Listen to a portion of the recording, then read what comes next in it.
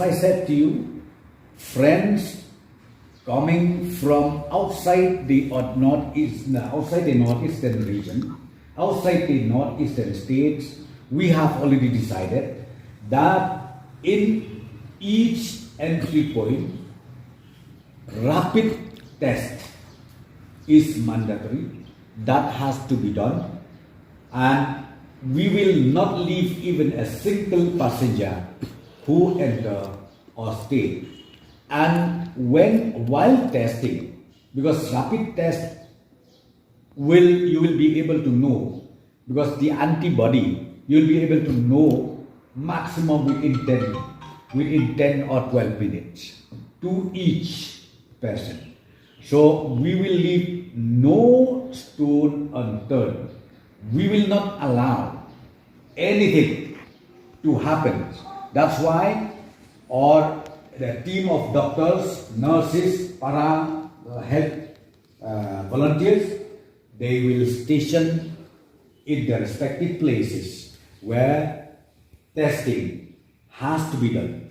In case if the rapid test shows that they are positive, again, we will segregate them. Among them, we will segregate and then we'll take them straight away to quarantine centers. And then next day, we will do the PCR test. Because ultimately, to be sure whether negative or positive is only one test, and that test is PCR. In fact, what I'm trying to tell you is this.